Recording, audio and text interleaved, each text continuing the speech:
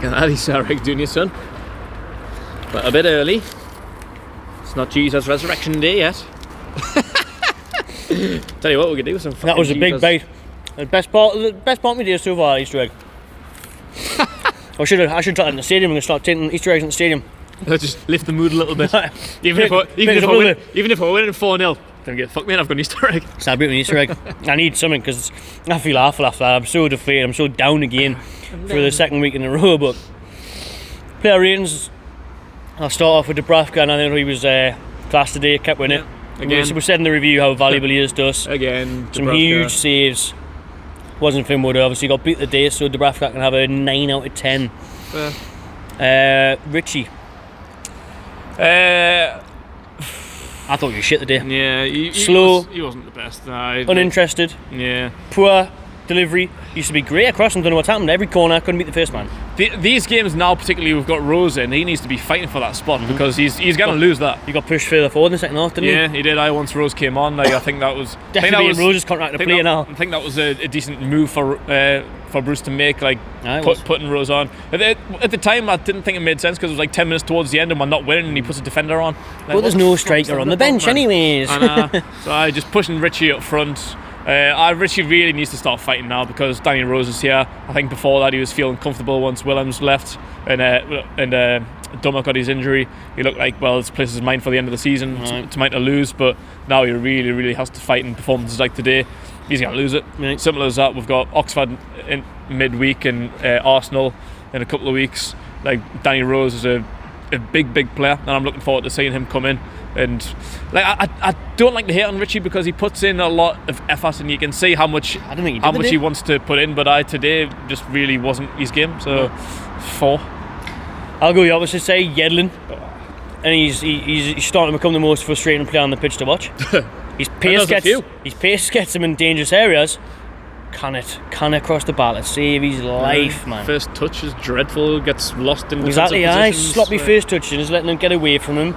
He is given it in the final third. Great chance to get the ball in the box. Can I get it anywhere near him? No threat whatsoever. No threat whatsoever. And he looks a shadow of his former self. He used to be a big fan of Edlin, but he's been very poor. I give him a 3 today. Yeah. Fernandez. Fernandez, I thought, had a pretty decent game. He was pretty solid. He was good getting forward, and now he was right winger. I tell you what, get him on the right wing. He was the only one that was getting balls in. I know.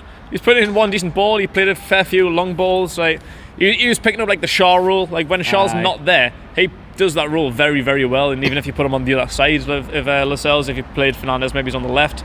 That's 2 very, very good attacking centre backs we've got, but we can't really rely on that too much. We've relied on centre backs way too much this season to score goals. It's starting to run out. And now we're relying on them to be the fucking playmaker, the winger, the centre mid, the fucking striker, absolutely everything. We can't rely on these too much. But Fernandez, I thought, had a fairly good game. He was solid at the back as well, so 7.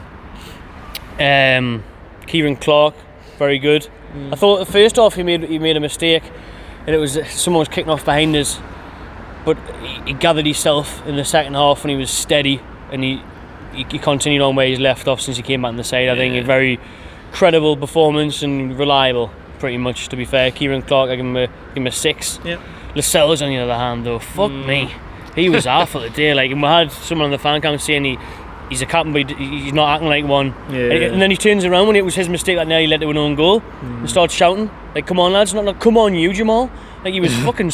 He looked out of this level today, out of this standard, not Premier League standard. Other than maybe it's Matt Ritchie though, who's going to tell Lascelles to up his game? He's the only leader. Matt Ritchie's the only one that's got a bit of balls about him that'll tell the captain. He'll tell the manager. He'll tell the fucking chairman, Matt Ritchie. But Lascelles just really, really wasn't good enough. I think he got caught out a couple of times. The ball was going over his head. He seemed like he didn't really know where he was. His positional sense was a little bit off today. Definitely not his best game. 5.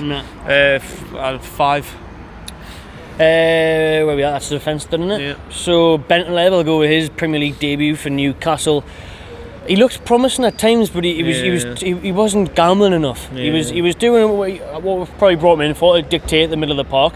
Did it well at times, but I thought we want to see more forward thinking, more forward thinking. But he hasn't played in a while. He's our favourite striker, so we'll give him the benefit of the doubt in terms of getting his match sharpness back up. Yeah. I think there's promising signs, hopefully, but a bit more forward thinking would be better. He did play one or two good crunching tackles as well. Did get a yellow. Yeah, he did play one or two fair forward passes, and he was getting stuck in at the back. But he played better last week. Like Oxford, he put in a fairly good debut, but today in the Premier League, where it really matters, like he wasn't great. Like, we need a difference. He seems like he was brought in to be like the missing jigsaw piece. Like we're crying out for a better centre mid. We've got a bunch with Hayden Shelvey, the Longstaff brothers, Keys who's just left. Like people are saying we don't need another centre mid, but there just was a missing element, wasn't there? And I think that's what Brucey would have brought that in. I think that's what Brucey was hoping for. He was trying to bring like the missing piece of the jigsaw in, try to get Samuri. It didn't work out, so we've brought in Bentaleb on a loan. He maybe looks the past, like you say. It's only his Premier League debut. We did all right last week, but today he didn't really fill in that missing role. I give him a 6. Alongside him, Hayden. To be fair, I think Hayden did have a good game. To be fair, like he was getting stuck in. Nowadays we can say the same thing week in, week out about Hayden. Like he's putting in crunching tackles in the middle of the park. He was looking forward, trying to get balls in. And the odd shot that was blocked. Yeah, just try like long range chances. Everyone did that today. Everyone had long range shots that didn't really come to nothing. But he's a tryer, Isaac Hayden. I like the effort that he puts in. I touched on it in the match review. I don't know why he came off. I can only assume there's an injury there, because if there was a centre mid to bring off, it would have been Bentaleb for me. Hayden definitely wouldn't have been it, and definitely not for Sean Longstaff. Yeah. So I didn't know what the crack was. Matty wasn't on the bench, and I would have probably, like you say, I would have brought off. I'm worried about like that. Like Bentaleb or something, and brought Matty on, who was let him push forward and give him a bit more energy, because Hayden and Bentaleb were both just getting stuck in the middle of the park and weren't really creating much going forward. I think Matty would have got in more dangerous areas. I think that's a good idea. Like, we need to have like a more like a defensive and more attacking midfielder. Like you say, Matty's got that attacking element. Bentaleb or Hayden can play that defensive role, but Matty doesn't play when Sean doesn't. I didn't understand why that is. I know it literally seems like the fucking parents have made this fucking deal in the contract. Like they're not allowed to play with one another. Like since year 3, it's not changing. They'll get upset when one of them gets stitch on the other. Like, man, fucking Sean played without me. Like, I can't do that. Like, Matty at the minute is the better of the two players. Like, Sean's had a terrible season, and even like a place for the bench. Like, I don't know what the crack is with him. I can only assume he picked up a late injury or something. I don't know why Matty wasn't on the bench. It's a bit scary because he is out of contract at the end of the year, so it's a bit of a worrying sign for me. Like, unless we get confirmation that he had a minor injury, I don't know. But I'd much rather Matty have been on the bench today than Sean. But Hayden anyway, 6. I'll go Almiron. I think it was a frustrating day for him. He's having to drop far too deep, and then when he gets the ball, he's surrounded by Norwich bodies. So even when he turns, he can't really get into those areas. It's frustrating. I think, like we say, we need more link-up play between everyone, from midfield to the front three. And he's having to drop near the halfway line, and then he's surrounded, he's hounded by the Norwich. He could never really get into the final third where he could cause that much of a threat. No. He should have scored. Best chance of the game. He heads it wide. It seems to skid off the surface, but you've got to put it into the back of the net from there. After Krul made a great save from Joelinton. Apart from that, we didn't see enough of a threat from him. He seems a bit scared to take on long range shots. I don't know why. I don't know if he just hasn't got that snapshot against Wolves on his weak foot. I know. Oh, yeah, just do that more often, please. But, like when we were at Everton, that was like 3 or 4 glorious chances he had. He'd come through. I'm looking for that too. Yeah. Like, no. He'd come inside. He had loads of space to blast one off, 20, 25, even 30 yards out. But he just looks for something else. And there was one moment, I think it was in the first half, he did that. Like, he was coming through. He was about 25 yards. Looked clear. No one in front of him. Could have tried to kill one in the corner. But he turned back on himself. He was too busy looking for a pass instead of looking at the goal. He wasn't looking at what was in front of him. He was trying to look at what's beside him.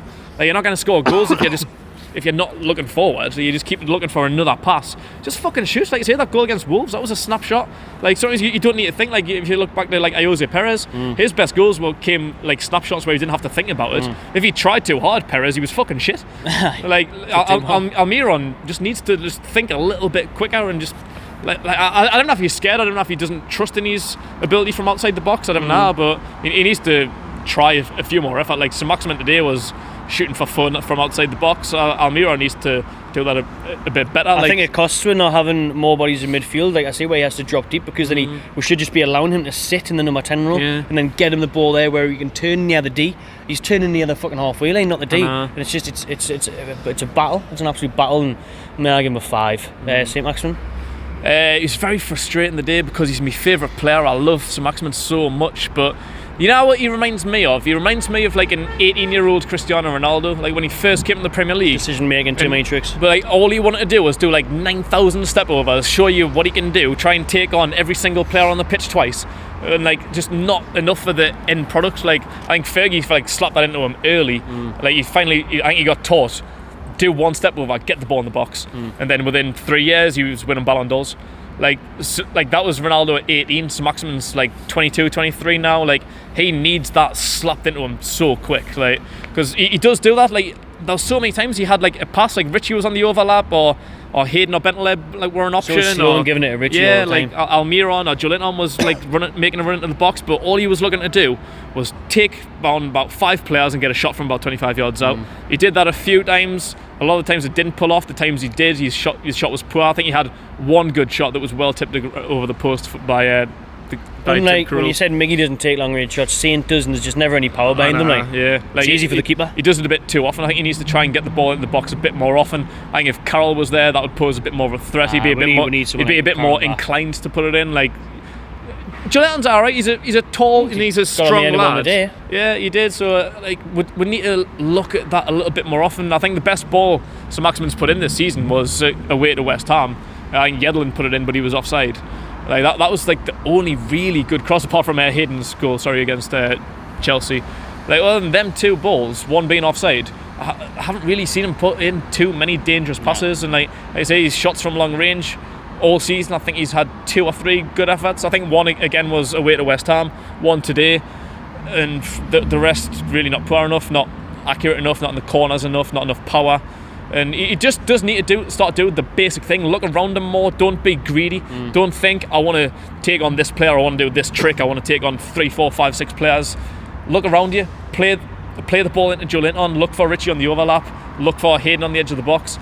Do the simple thing. Stop thinking too much, because you're fucking it up. Like you're really like, it's like he's like a one-man team. It's like he wants to do the best. He wants to like show everyone how good he is and score the goals himself. Like it's not basketball, mate. Like this is more of a team game. There's 11 players. You've got more chance of scoring. You just do the simple thing. Play a short pass and look for a striker in the box instead of trying to do it all by yourself. It was my rating 4. I'll go with Joelinton and Knee die on there. The hair is still not white. Put the tweet out before the game. I thought it was going to backfire, but I kind of did fancy him to score, and I said I'd dye my hair white, the same as Joelinton's, if he scored the day. And apart from obviously the one chance he had, that was it. Yeah. Never. You can't really blame him in terms of what I had people around me absolutely hammering him, and I thought it was a bit harsh. I thought the lack of service is is so poor, and I thought his whole play was better today. Honestly, I think he had a pretty good game. But again, it's just the lack of service. I think he desperately needs someone up there to help him. We desperately needed someone to be making runs in behind the likes of Grant Hanley to pose him a threat. Where he would have worried about that, because Hanley he fouled him a couple of times, like Joelinton. But I thought his link-up play was good. But again, he's isolated. There's a lack of service. And that was it, really. I think that's another thing. Like all season, he's been a little bit the same. Where his like first touch and like his short passes, like the basic things, he's not that good at. Like when he is outfield, like you say, like he holds the ball up well, he's strong, but once he gets it, he's short passing. The moments in the second half, he was sloppy with it. Like he's better when the ball comes in like his chest or something. Like when the ball's up high, he's better at controlling it like that. When it comes to his feet, either his first touch or his short pass is really, really poor. Like it wasn't as bad today, but I did say that in moments. Like today wasn't his worst performance by a long stretch, but. Like there is a lot of work to be done to his game to improve. I'll give him a 5. Debutants, we'll quickly touch on their instance. It was their first appearance for Newcastle. Lazaro, I thought, showed glimpses. He gave the ball away once or twice, but he was getting on it, and he was actually passing forward when he got the ball. And he needs to be further forward, but he probably won't be because Yelin's been that bad. But we need to get him in more. Again, you see, with so many players, dangerous areas, final third, supporting Joelinton, supporting Almiron. We need to be tighter together because everyone's fucking miles away from each other. But Lazaro, I thought he looked all right. Obviously, he's got to give him time to adapt, get his fitness up. Same with Danny Rose, fitness really in it, and he gave away a foul. Danny Rose, like. And I thought that might have gotten a VAR for a red card. Loves fish and like, chips, looked though. a little bit bad. Like, he doesn't like his fish and chips. He loves his fish and chips. I think he needs to get rid of a couple of pounds. I think. Aye, Hefty when he came on. He didn't really play that much. To be fair, he only got like 10 minutes or so. But 9 minutes, something. Wasn't really saying. Hopefully, yeah, he just needs confidence and fitness. Player. He does need to just work on fitness a little bit more, get a bit more adjusted to the team. He's only had one light training session. He hasn't even really had a full training session. So we've got time. Maybe see if you can get a game any time on Tuesday against Oxford. Big opportunity that. Like, get some confidence. Try and, if he starts, look for Joelinton, get down the line, link up with Saint-Maximin and that, get some balls in, get some confidence. If you can get an assist, 2 assists, bags of confidence, then he's got like a week and a half until the next game against Arsenal, North London derby. He'd be up for that one. He'd be here at the Emirates. So that's a great opportunity for him. So I'd like to see him get some game time against Oxford. Lazaro as well. Hayden's been shite. So Yedlin's been shite. Yeah. So I'd like to see Lazaro start that game as well. I think again today he wasn't involved that much. Like when he was on the ball and he had a bit of space, like he looked a bit creative. He's got a bit of pace and a bit of flair about him. So it would be nice to see him a bit further upfield. But because of Yedlin being so poor, I think right back's where he's going to have to stay for now. I'll give Lazaro one. I'll give him a 6. Yeah, say not much. And by the time Danny Rose came on, it was our Norwich pretty much. No, didn't really get much time. Didn't really go down his side either. Snap someone's ankle. Waiting for the snap. It was good 8 or 9, like. Good 8 or 9 for the snap. Drop your player ratings in the comments below. Subscribe to my channel TV. And enjoy yourself.